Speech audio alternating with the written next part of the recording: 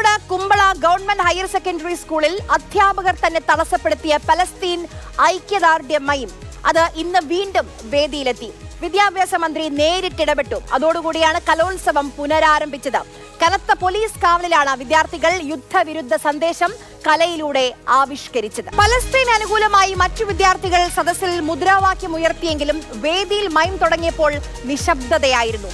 അവതരണം അവസാനിപ്പിച്ചപ്പോൾ കയ്യടികളും ഉയർന്നു, ഒപ്പം വീണ്ടും മുദ്രാവാക്യങ്ങളും.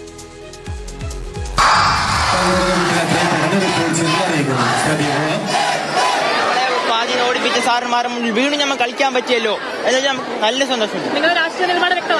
നമ്മൾ വ്യക്തമാക്കി നല്ല രീതിയിൽ പെർഫോമൻസ് ചെയ്താൽ പറ്റി. വളരെ സന്തോഷമുണ്ട്. ഞങ്ങൾ തെറ്റിക്കാതെ നിയമം ഫുള്ള് പാലിച്ചിട്ടാണ് കളിക്കുന്നത്. ഇതിന് പിന്നാലെ സ്കൂൾ കവാടത്തിന് മുന്നിൽ യുവമോർച്ച BJP പ്രവർത്തകരുടെ പ്രതിഷേധമാണ് കണ്ടത്.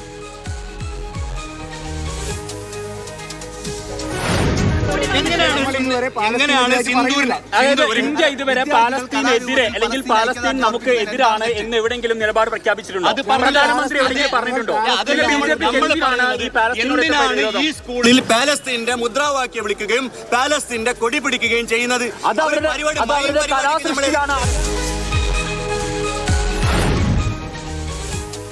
ആരോപണ വിധേയരായ അധ്യാപകരെ മാറ്റി നിർത്തിയായിരുന്നു കലോത്സവത്തിന്റെ നടത്തിപ്പ്.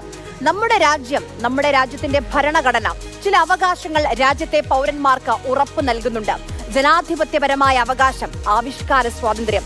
അതിനൊപ്പമാണ് ഇടത് സർക്കാർ. ആ പ്രഖ്യാപനമാണ് ഇന്ന് ആ വേദിയിൽ കണ്ടത്. ഒരു പക്ഷേ ആ സ്കൂളിലെ കുട്ടികൾ മാത്രം കാണേണ്ട മൈമാണ് ഇന്ന് കേരളം മുഴുവൻ കണ്ടത്. അതിന് നമ്മൾ ചിലരോട് കടപ്പെട്ടിരിക്കണം.